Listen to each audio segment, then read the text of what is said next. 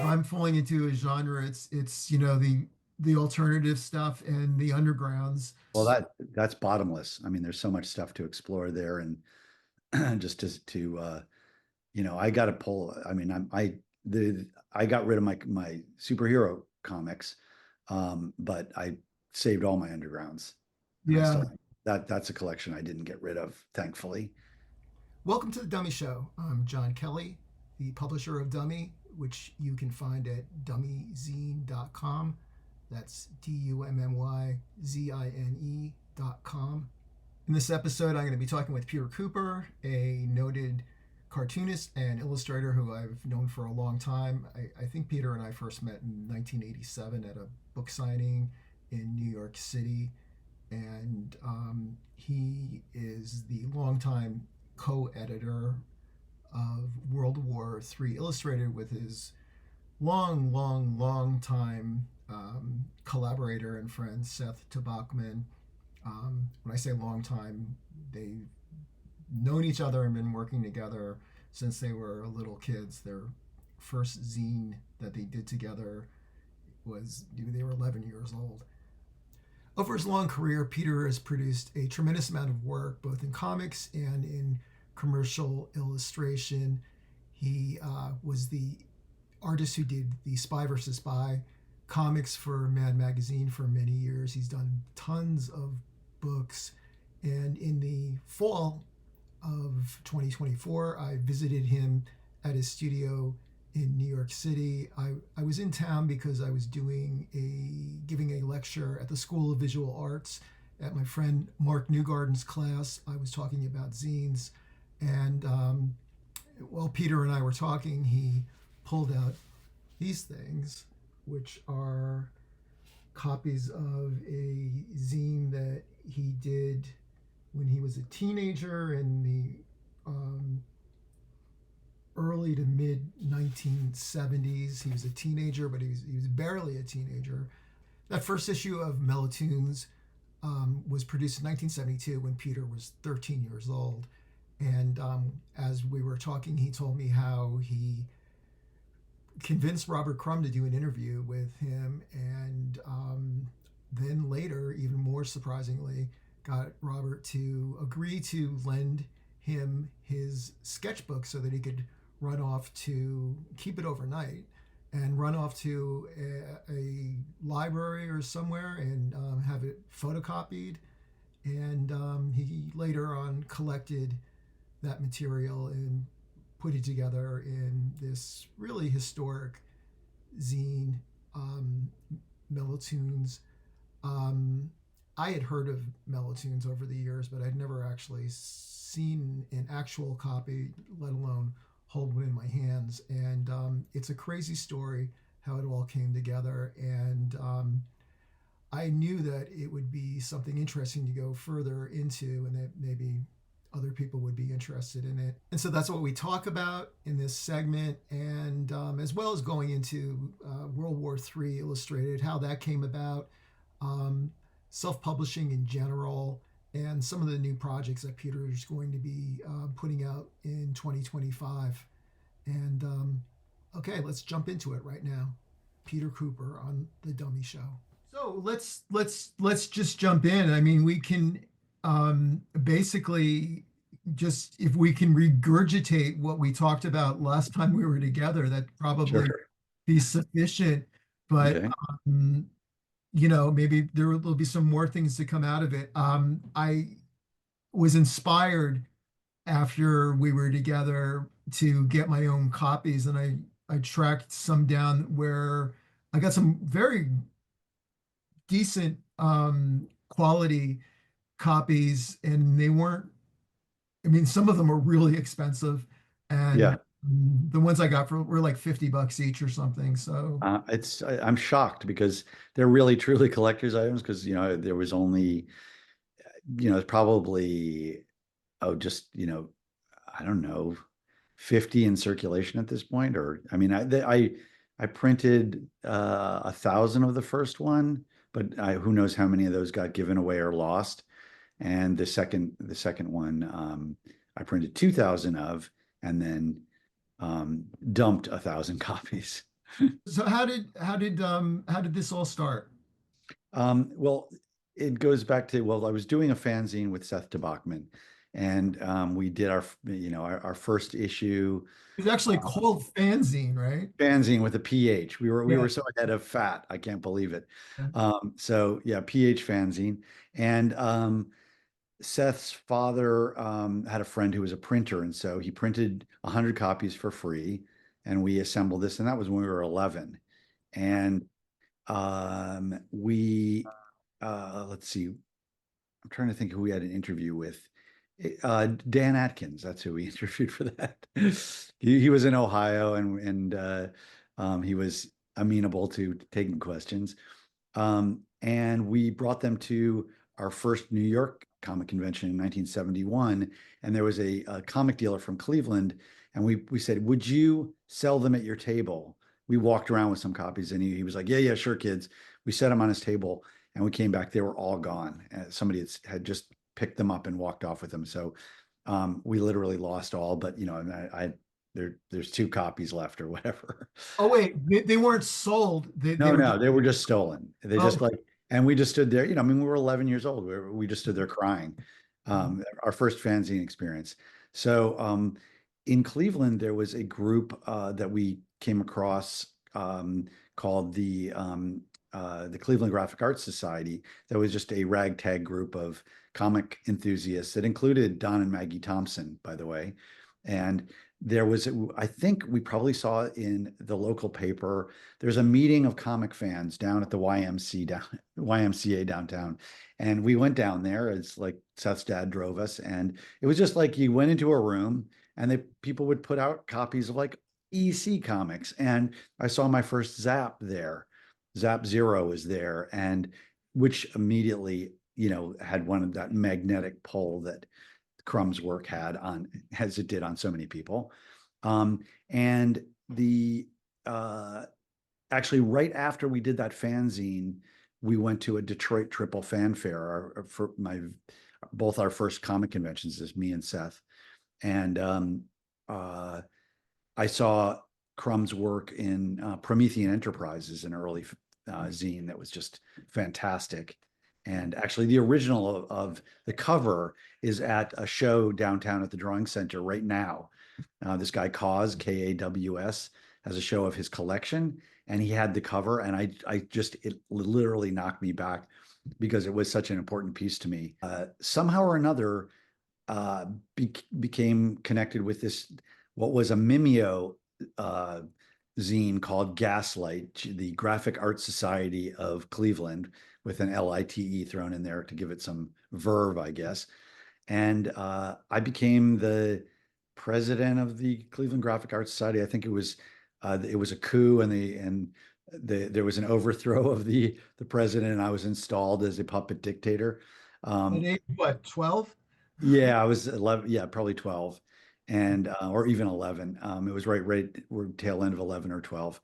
And uh, so Seth and I then took over doing the zine, and we, because of this connection with the printer, we were still sort of thinking, we did, instead of Mimeo, we did offset for the first issue. And before we got to that first issue, we had gone to the New York convention, and we interviewed Joe Sinnott, inker on Fantastic Four, super nice guy. And I was coming back from to buy my weekly comics, and this is in Cleveland, and um, a kid came up to me and said, "Oh, I see you have comics. There's a guy over there who has comics." It turned out it was Harvey Picar's Paperboy, and he just sort of randomly, he saw me. I was probably, like in viewing distance of Harvey's building, and so I just like went over to his door, remember the name of the guy, rang his doorbell and said, "I understand you have comics. Can I come up?" And Harvey was like, okay. And, he was, it's like at least a decade between us. And I was 12 at the time. So he probably was even in his mid 20s. I can't remember how old he was. But so I don't know, he had like a copy of Batman on his table, but he walked me back and showed me his record collection. He had all these 78 RPM records, a whole room dedicated, and then pulled out a Robert Crumb original that was a offshoot of the cover of High Tone Comics that has a guy peeing into a toilet. You may know this comic. Yeah. And it was this incredibly gorgeous hand drawn, hand colored, in colored pencil drawing. And I had never seen a cartoon character's genitals before. So it was a double whammy. And it was a time where that all seemed very reasonable. I've gone to an adult's house. He's taken me into his back room and then showed me a picture of, a naked person in a cartoon. And I was like, cool. Okay, thanks. And I don't know how many weeks later it was or months, but the complete chance of life.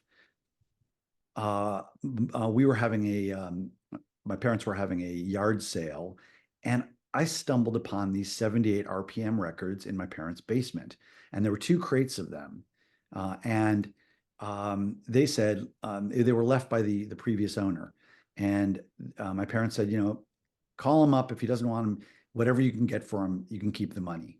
And I was like, okay. The guy said, yeah, I left him. I don't want him. So I'm sitting in the backyard with these records out in the sun, and a guy shows up, and one of the records is sitting like on top of the crate. It's now slightly, warping. And this guy comes up and goes, "Oh my God, just Those grab are the record," those runs are into our big house. records, right? Yeah, they're super thick, but literally sitting in the sun. That was, and he runs into our house without asking, goes, "Where's a phone book?" And then puts a phone book on top of the record to flatten it. And then he says, I'll take them all. And I had that comic collector's spidey sense. And I was like, hold on. And I went inside and I called Harvey, who I just, I knew from maybe a couple of visits, not enough, or maybe even that one. And I said, hey, I discovered these 78 RPM records. I remember you had some. And this guy wants to buy them all. And he described the guy. And he's like, well, what? I gave him a quick description. He goes, oh, I know that guy. Don't sell to him. Because that was also a small network of people who collected 78 RPM records in Cleveland. So Harvey came over right away, looked over them, and said, yeah, Crumb would like some of these. And he took 15 of them, and I said, I'll tell you what, I'll do a trade where Seth and I will write up an interview. And he said, he'll give me Crumb will give me some kind of artwork and answer our interview questions. So Seth and I typed up a bunch of questions, and they, were like, "What are your hobbies?" Questions that a 12-year-old would ask. Um, could you give us a rundown on the history of underground comics? Gave him a huge space to answer, and he just wrote in no. So Harvey sends that whole thing off, and 6 months went by, and I was like, hey, what happened? I gave him the records at nothing, and then I get a call from Harvey, and like the packages come. There's the interview with Crumb's answers all written in pencil, and he clearly, it felt like he just got stoned and then answered the questions. It was like, what are your hobbies? It was like fucking, taking drugs. It was, um, and he sent a beautiful original page from Unita Comics. Pardon the inside baseball of this, but it was a great Dora Zachman and Simp and the Gimp. And I had gone over to Harvey's on my bicycle, so I rode home holding the artwork in my hand with one hand and fluttering in the breeze. And at one point, it flew out of my hand and landed in the road. And no cars came, fortunately, in that time period. And I still have this artwork framed. I had it on my wall for I don't know, 45, 50 years. Um, and there was this really great interview, and we published it in the zine. And the silly part was the interview itself, if we had just printed it as a facsimile, was so amazing because it's Crumb's handwriting and all that. And instead we had it, thought we should have it transcribed so we could close down the space when he said, didn't answer the question fully or whatever. And I tried to get my father's secretary at the university to type it up, and she was so horrified by his answers that she wouldn't type it up. And I convinced my mom to dutifully transcribe it to type. And Because of the cursing. yeah, there was a lot of fucks, and there was a lot, get laid. And, he ends the whole interview by saying, like, we were like, should comics have a message? And he's like, yeah. Hey, Ed, how's your mom? which I I discovered at the Mad Magazine show up at the Rockwell Museum, was a line out of, like Elder Kurtzman line that was a lift. So very, very little circle back on that. Anyway, pardon me if I'm going too inside baseball for any listeners, but You're not even going enough inside baseball. okay, fine. Well, then I'll keep digging. Yes. I never was big on sports, um, so we put an ad in the Comics Buyer's Guide, and uh, we had sold maybe a few copies of the previous zine through the Buyer's Guide, and and we got ordered. We printed up. I think we printed up 100 or 200 copies. I mean, it was a very limited number, and pretty much sold out. And it was very confused. And we were still not aware of Crumb as a famous, well-known cartoonist because I was too young to be even buying his comics. Sure. I saw it in a fanzine here or there, but I did not have the magnitude of his career was not clear. So we were still thinking it was the Joe Sinnott interview that has, pushed sales up. And but we were getting the send me the one with the Crumb interview, and uh, I guess about 6 months later or a year later, I got a call from Harvey, and he said that Crumb was in town now and staying with him. They were passing through as the Cheap Suit Serenaders, um, minus Terry Zwigoff, and they were all at Harvey's, and he said Crumb wants to see the rest of the albums you had, and I still had like about 50 of these 78 RPM records, and so Crumb came over with it was Dodge was when I'm trying to remember the guy who did Mickey Rat was Um, Robert Robert Armstrong. Robert Armstrong. Armstrong. Yeah. Yeah, and it was and Dodge was the other musician who wasn't a cartoonist, who was in the Cheap Suit Serenaders, the band that Crumb, put together, was touring with, doing a 78 RPM record, and they came over, and it was just totally awkward. I was 13 or 14. I really wasn't drawing. My parents had, they sat around the table having tea awkwardly, then looked at records, went through them, and then picked out a pretty sizable number, which we agreed we would do a trade where Crumb said he would do the cover of our fanzine Gaslight in this trade, and Robert Armstrong did me a drawing as well for a few of the records, and I took them upstairs to my bedroom, and basically, I was small for my age anyway, and Crumb flew me around the room, and I showed him my comics, which, was basically, Spider-Man and Fantastic Four. I had no underground comics, some zines maybe. And we stood around awkwardly. I had nothing to, the interaction was highly limited, but they were friendly. And then the next day, I went over to Harvey's after school to pick up the drawing that I assumed Crumb was going to have produced overnight or whatever. And he was just waking up at 4 in the afternoon. There was his girlfriend was on, under the covers naked on the floor. I was super thrilled by that. But Crumb or Picard? Crumb was Picard was working at a hospital. This Yeah, yeah. was in 1972. Okay. So he didn't do American Splendor until 1976 or 75. So this is, way before then. And so Crumb was just staying at his place. And I was like, I'm here for the drawing. And Crumb was, well, I haven't done it yet. Why don't you come back later and I'll do it. And I just felt like, what if he doesn't do it? What if he leaves town, whatever. And again, I didn't, my awareness of who Crumb was and all that was low. And so I said, I'll wait. And I sat on the couch, and instead of like just shooing me out the door like a normal, adult would to a pesky kid, he went, okay, got his paper out, sat at a probably very uncomfortable desk. And he's like, what do you want me to draw? And I was like, a guy trucking, because that was about the, my vocabulary at that time. And then I had all this, like all the text I wanted on the cover, which I, kicked myself at as he did it, because he did this beautiful, elaborate lettering. But so the drawing itself was fairly small in space, and it had like the Cleveland Graphic Arts Society and all this other stuff.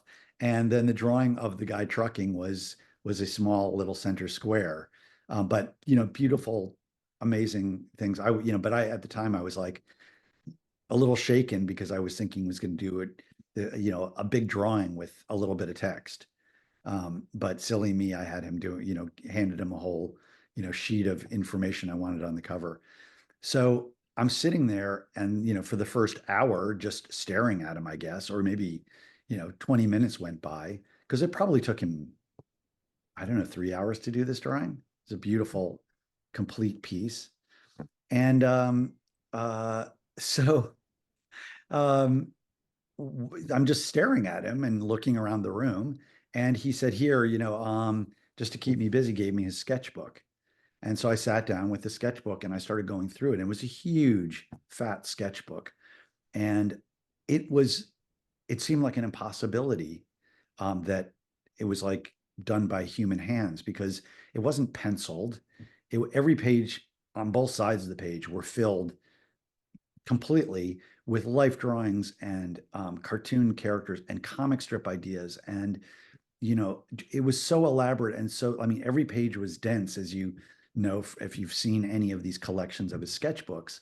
And it was all like straight down in ink. And as I sat there, I was, reformulating my understanding of his work, but I also was a shitty little calculating brat, and I thought, that's a lot of records for one drawing. And so I said, could I, this trade? And I mean, I think I expressed this to him, and he's sitting there, oh my God, I can only imagine. But again, Crumb was like just a gentle soul, and probably still is. And he just, I said, well, could I get a page from the sketchbook as part of our deal? And he very firmly told me no. And then I sat there going through it again. Again, I mean, it was like I spent 2 hours or more looking through the sketchbook and just being stunned by the work. And I was like, well, wait, could I take the book and photocopy it and publish pages, from this, as part of our deal? And he was like, sigh, okay. And I, he gave me the sketchbook, which again, I was on my bike, so I carried it under one arm. I might have had a backpack. I think I'd like to think I had a backpack rather than one arm, but as likely as not, I rode holding, one handle and the sketchbook, which, he would later trade for, The a half house. $1 million.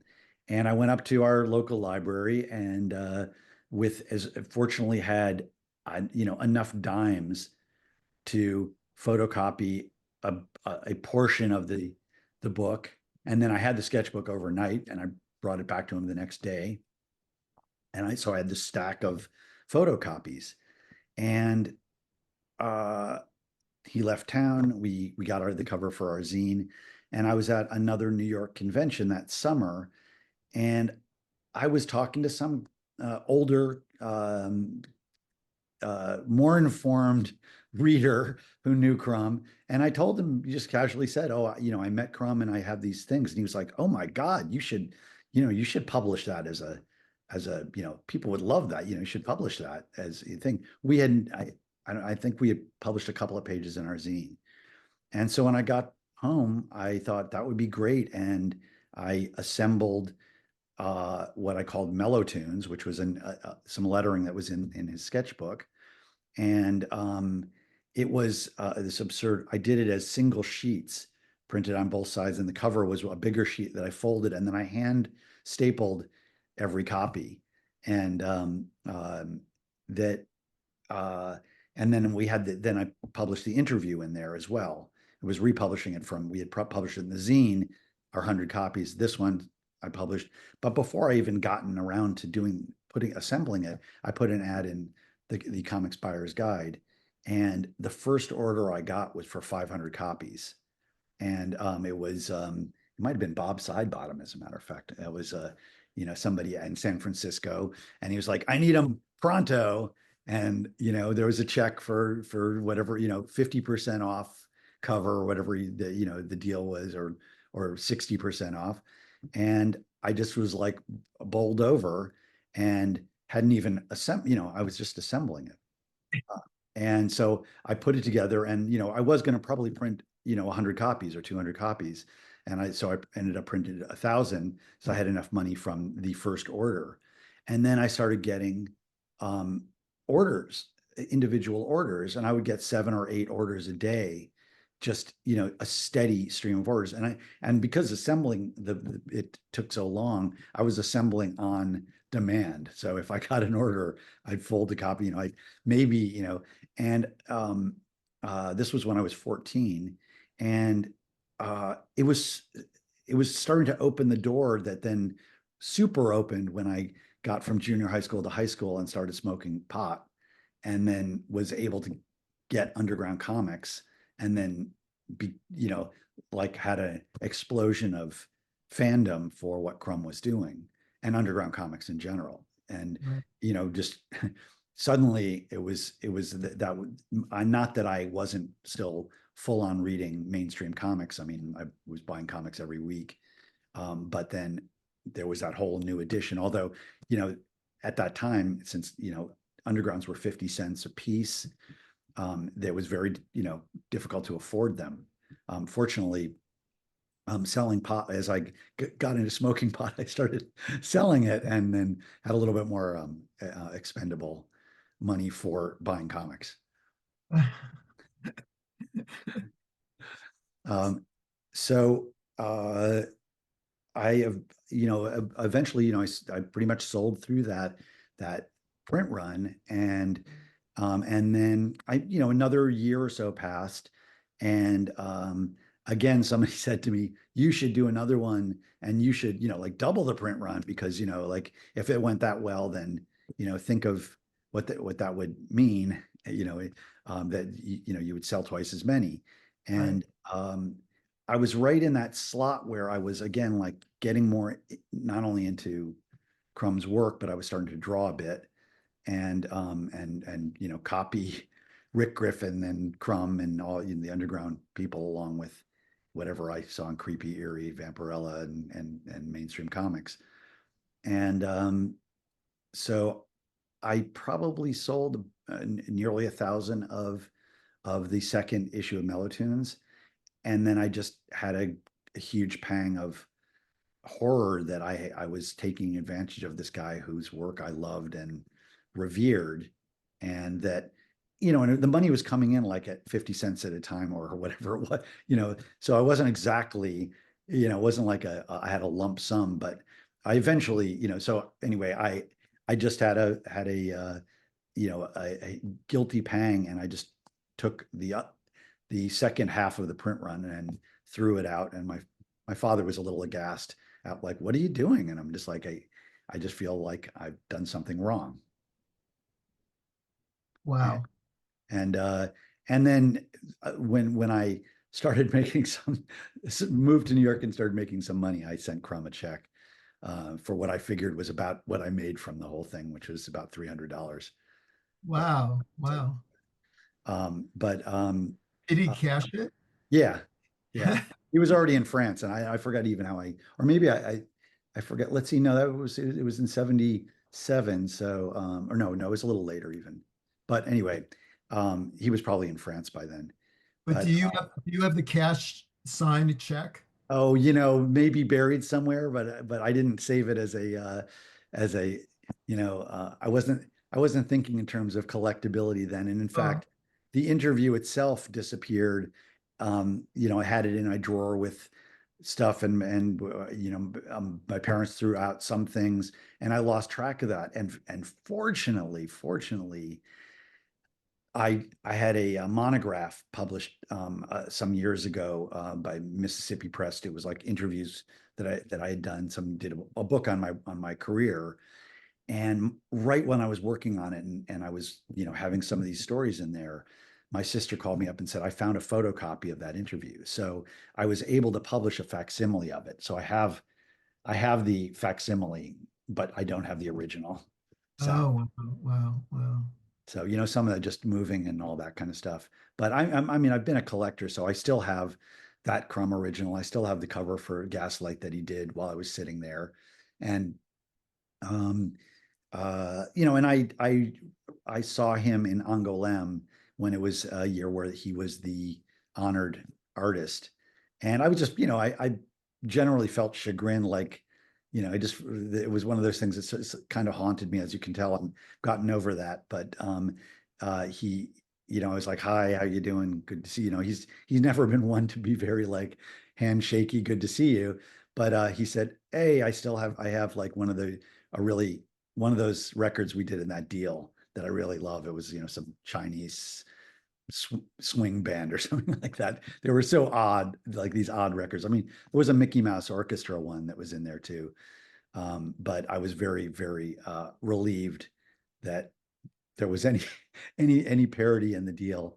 And I have a feeling that there was a all artistic comics came out a few years later, which was I think the first sketchbook, like collecting his sketchbook things, with the exception of Promethean Enterprises. And I think it's sort of like MELOTOONS was sort of a trigger of like, because I think that was a Dennis Kitchen publication. It was a kitchen sink book, but they published a big thick comic of Crumb's sketchbook pages, which were all, I mean, and then they eventually started publishing those in those amazing German editions.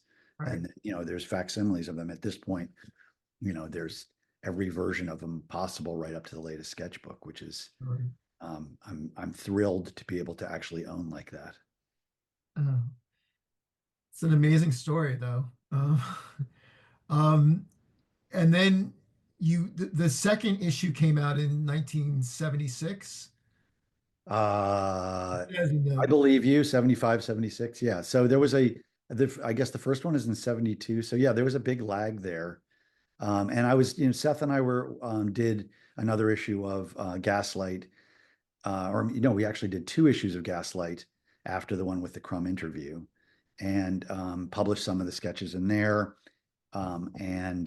And then we're working on would have been our fourth issue of Gaslight and our fifth fanzine together when um, we had a little falling out in high school of, we parted ways while, just went with, started hanging out with separate groups. And I was definitely teetering on dropping out of comics and spending more time getting stoned and thought like it'd be nice to actually, date and not be a nerdy comic fan. And thankfully, right at that juncture, and I had stopped buying comics, I got mono and I was in bed for a month.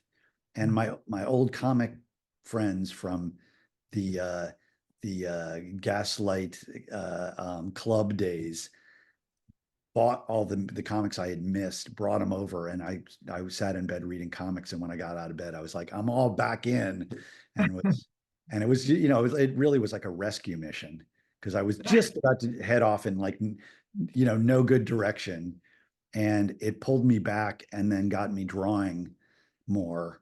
And when it came time to like say, hey, what could I possibly do in a mostly jock world? And I just was like, I comics is the only thing I'm interested in. And so then I kind of pursued that yeah, vigorously.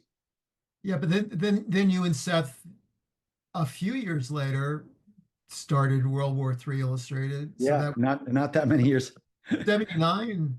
Yeah, the first issue. So Seth moved to New York in 76 and started going to NYU. I moved to New York in 77. You did, And then I in 78, I started going to Pratt Institute. And Seth was in at NYU in film school. And he was finding just, the complications of trying to be a filmmaker where all the organizational things that went with that were just a drag, which they are, very complicated, and equipment and time, and it's crews. And but he was still interested in comics, and I was sort of sorry that we had parted ways a bit, and I was reaching out to him, and we were still both doing comics, and he decided that Pratt looked like a better fit, and I probably through since I was there already, it made a lot of sense. And uh, so we ended up at Pratt together.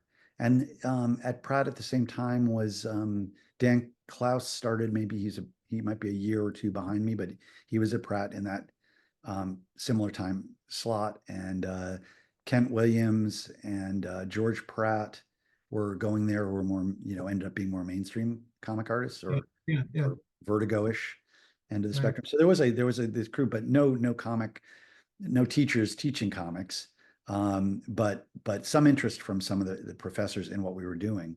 But so Seth and I sort of, danced around each other a bit, and like we really love comics. And I was thinking I'm going to, be an underground comic artist. And I managed to get in at the very, very tail end of undergrounds with a comic called Commies from Mars that Tim Boxell was the editor of. And I did two or three comics for that. And then it just like all collapsed. It went into reprints of the Fabulous Furry Freak Brothers and Crumb stuff. But there was very few new undergrounds in the whole distribution system, which was head shops and you know Indian clothing and patchouli stores was shutting down, and they were just cracking down in general. And there wasn't much of a market for it. It was so I started aiming for things like heavy metal to try and do things that I might do, and that were sort of like teetering between the kind of things that underground comics had. Um, but I, Seth has always been political. I was also grew up, we grew up in the atmosphere of Vietnam and Nixon, and then at the time that we were at Pratt, in the late '70s, Ronald Reagan was heading towards office potentially, and there was the Iran hostage crisis. And it really felt like, we were on the verge of nuclear war, and there was also a big nuclear power movement. And there was just a general sense of doom and gloom. And that was why we decided on the title World War III Illustrated. And we and we were not only, we were doing work ourselves. I had gotten a job working for a cartoonist, Howard Chaykin, in a studio called Upstarts. And in that studio was Walt Simonson and Jim Starlin and Val Merrick, who was sort of more fantasy work, but also ended up doing some comics with Harvey Pekar later. Um, and then Starlin left, and Frank Miller ended up in the studio. And so I was in this environment of very much in keeping with my older interests in comics, but I was starting to feel that sort of itchy sense of this is really no longer interesting to me. Although I have to admit, I mean, I really loved what the people in the studio were doing, and I was definitely looking at it, and it was having an influence, but I was kind of pulling away, even though at that same time I had managed to get a job inking Richie Rich. And Oh, so that's right. I forgot about that. Yeah. yeah, I was, when I got to New York, I was trying to get work and having a lot of difficulty. And I noticed that Harvey's publishing was at 59th Street, it was at Columbus Circle in the Gulf and Western building. And I went in and just said, hey, can I try out to be an inker? I figured that was something I might be able to pull off. And they gave me sample photocopies to ink. And I spent 2 months inking. I did spend a month inking them and brought them in. They were like, they're okay. Here's another group. And I spent another month just, getting my inking chops together. And then I got that job, and I did it for a year and a half while working for Chake, and also part-time in school. Wow. That's crazy stuff. Well, it was, I mean, you were around in that there was that, the percolating scene in New York that had, I'm wish I had even taken more advantage of it. But like in the first issue of World War III, Seth brought in Pete Bagg, and he's like, yeah, there's this, this cartoonist, and I thought his drawing was atrocious, and I was like, well, I don't know, and then I read the comic, and it was like it's really good writing, and his drawing was really really basic, which then I came to love even in its basicness. It just was one of those shifting taste things, but his writing was so sharp and Sure. funny. Yeah. And there was so many other artists around doing interesting work that was commenting on what was going on. And Seth and I both were really feeling this sort of urgency to to respond to what was happening and wanted to do comics about it. And there was really no venues. And so we, having done fanzines, it was not such a huge leap. And then we met Ben Catcher, who was a typesetter at the time, working down on Pearl Street, and he did the typesetting for us and recommended where we could go to get the book printed. And we got the cover printed at we bought paper from a Hasidic clothing store that also sold paper in the back of their store, and then went to, I think it was Expedia or one of these web press where they print newsprint. And so we printed the interior of it, and we went back to that thing I did with MELOTOONS where we were hand stapling every issue, and I think even we might have even had to cut them ourselves. It was really really basic, like just had a staple party for the issue, and real pain in the rear to do that. But and then I sat outside of the cafeteria selling copies at Pratt, and then we went around to local, comic shops where, were mostly St. Mark's Comics, and then a few neighborhood um, newsstands that would carry it on consignment, which was all super, and then just sold it by hand where we could. And Yeah. uh, um, and then we uh, anyway, did I'm doing all the talking here. No, no, no, no. But there was so much going on right at that time, though. I mean, Raw was starting, and like comical funnies and Stop, and there was a whole bunch of things coming out of New York in other parts of the country. But being in New York at the time, it was a really exciting time. The East Village. I was doing some really interesting things, even High Times, maybe a few years later. And Uh, Screw. Screw was doing lots of people were having work in Screw because all they paid, and people could get paid to you know Yeah, that was the magic trick, was to try and get paid for doing these things. I mean, get heavy metal was like the place that paid me the most. I managed to get my first strip in there in 79. I got like a 3-page comic in there, but then I started contributing to them pretty regularly over the years. And they were like one of the places I sort of depended on for having a mainstream outlet for comics. And it was, and then in World War III, it was like a really great opportunity for us to sort of develop our chops and do that kind of thing that, where we were editing each other and having you know, uh, having a collective rather than this sort of solo working and then trying to find somebody to take it. We actually had, get-togethers, and were giving, editorial suggestions to each other. Where, I mean, Seth and I certainly had been doing that for years. And there were people like Eric Drucker who were doing things, and James Romberger, and Sabrina Jones came in, I think, around the fourth issue. And there, we were, there was just this really amazing work that was being done, and there was stuff that was on the streets, and then sort of the way we connected with people, where somebody like Scott Cunningham put was putting posters up around the 1988 riot, and Seth saw those in the neighborhood and managed to figure out who was doing it. And there was a lot of people who were just like kind of, going to do art no matter what, even if it was, spraying it on a wall or putting out a flyer or whatever. And Sure. it was a way to collect that a bit and codify the fact that there were a lot of people who had this sensibility where that wasn't showing up in the mainstream otherwise, Yeah. And I had been to the World War III headquarters and to those editorial meetings a couple of times. I'm in like a which couple were of, ridiculous.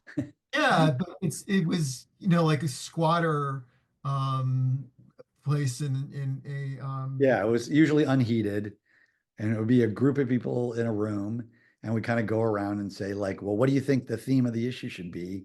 And then and invariably the person who talked the most would end up bringing in the least. And it was like not it was a very it was a really really interesting. And like I wish I'd filmed some of that. Wish yeah. we had more catalog some of it, because as usual with a lot of things, you're just not aware of it being something that has historical significance, as it were, to whatever extent it does.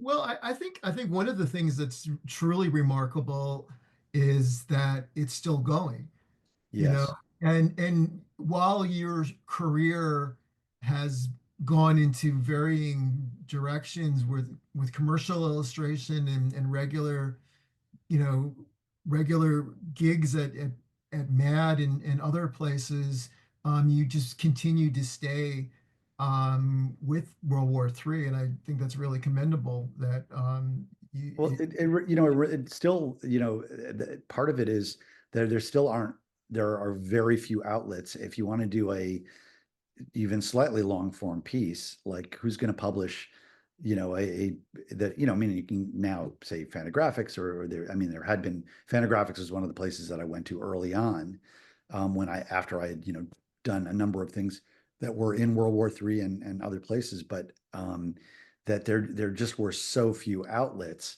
And that's in some ways remains true if you want to do a very political piece about, say, what happened, what your frame of mind was after September 11th or after COVID, then getting that thing into print with any speed was very difficult. And certainly like with our 9/11 issue, um, we had that out in 4 months, and people like Spain Rodriguez were joining us, and Art Spiegelman, because they were doing things that they were having trouble getting published, outside too, or with as rapidly as we were able to come out with an issue. And so there were many things about it that made it still be and still is unique as a forum to be able to do some of the things that we'd like to do, to talk about things that are unpopular. Like, our next issue is all on Gaza, and one of the editors has been brought in is Palestinian, and that that's there's not a lot of mainstream magazines who are jumping on the material for that. sure, sure, So it remains, there's thing, and who knows what chilling effect is going to happen with the next presidency, as they get rolling, how much it really becomes like a seditious act to say anything that is contrary to um, the party line. yeah. Well, it's interesting and potentially, well, it's scary times, but who knows what's going to happen. All we can do is hope for the best, and it's great that you guys are still there as a voice for, you know, for people to have an outlet for it, and especially in a world where uh, printed publications are very, very few, far between at this point. But I think to a certain degree, some of that is coming back. I mean, I know with me doing my own thing with Dummy, I'm shocked by how well that's going, and there's definitely an audience for people who want to who want something that they're not consuming by looking at a screen, you know, Yeah, I like, mean, vinyl came back. yeah, You know, there is, I think, and in some ways, I think that there's, you know, there always will be a hunger for, you know, for things like that, things that are tactile, that, you know, that are, um, you know, it's old school in some ways, but there's a reason why it had its popularity, and I think there's something, you know, that connects with us on a human level. It's kind of like somebody on a guitar singing without gigantic production, and all suddenly it's like people are like, "Whoo, that sounds fantastic." It's like you really don't need to have a modulated voice, you know, that a computer's doing, and have like a complete, you know, uh, insane production on it in order for it to, it just, people do recognize something that's real, and to, you know, have a physical magazine in your hand is one of those things. yeah, absolutely. Yeah.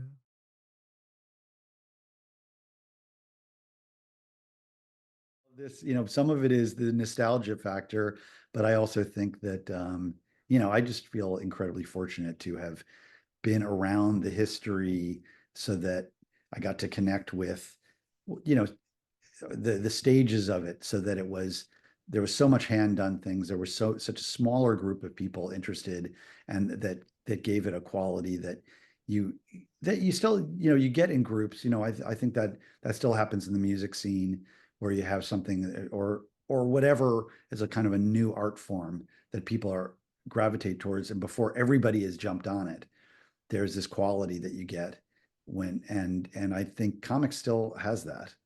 There's still that factor there, and it's still happening all the time. I mean, there's new work coming out that, you know, people are doing interesting things with the form, um, and that are, you know, remain surprising.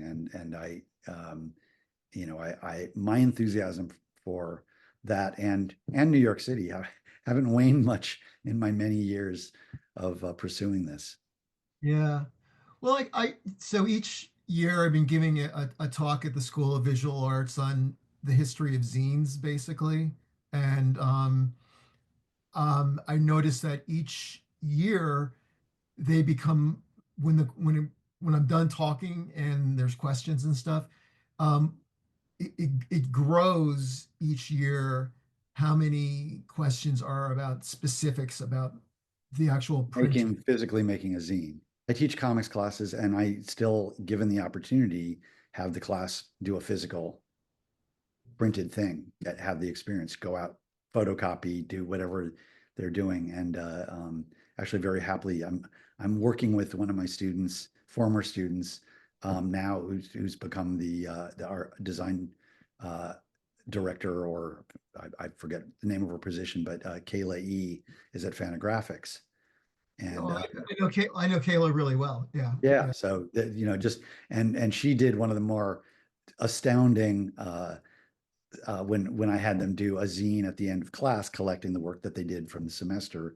She did this gigantic, oversized, you know, biggest ever, you know, like printed out thing, which I still have and show to classes and go like, you know, you can go mini or you can go maxi, you know. And it just fantastic. And you know, people were sewing their books and doing super elaborate things. And I think that that's another thing that happens, is when people come to something like that, where it has that, the physical quality, and going out there, you're touching the history in an interesting way that I think people really do get jazzed about. Yeah.